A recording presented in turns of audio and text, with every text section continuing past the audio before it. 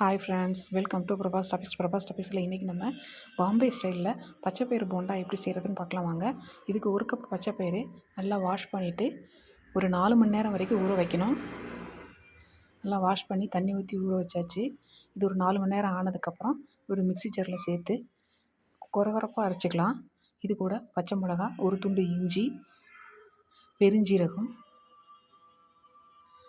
இதெல்லாம் சேர்த்து கொரகொரப்பாக நம்ம அரைச்சிக்கலாம். கொஞ்சம் கருவேப்பிலை சேர்த்துக்கலாம்.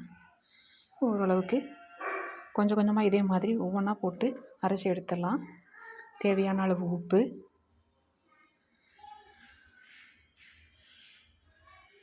இதையும் நல்லாவே அரைச்சிக்கலாம் கொரகொரப்பாக.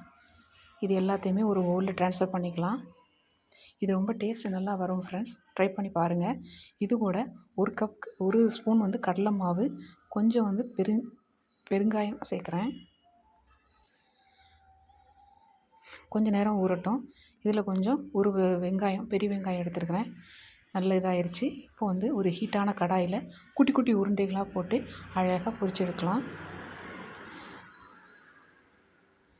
எப்போவும் ஒரே மாதிரி சாப்பிட்டு போர் அடிக்கிறதுக்கு இந்த மாதிரி ஒரு டிஃப்ரெண்ட்டாகவும் அதே சமயம் ஹெல்த்தியாகவும் இருக்கும்.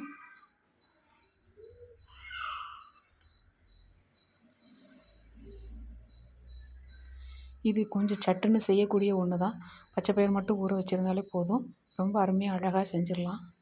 இது கூட ஒரு சட்னி வச்சு சர்வ் பண்ணிங்கன்னா இன்னும் செம்ம டேஸ்ட்டாக இருக்கும். அவ்வளோதான், நம்மளுடைய பாம்பே ஸ்டைலில் இருக்கக்கூடிய பச்சைப்பயிறு போண்டா ரெடி ஆயிடுச்சு.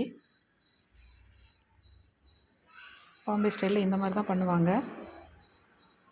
மிச்சம் இருக்கிற மாவை இதே மாதிரி குட்டி குட்டி உருண்டைகளாக அழகாக பொரிச்சு எடுக்கலாம்.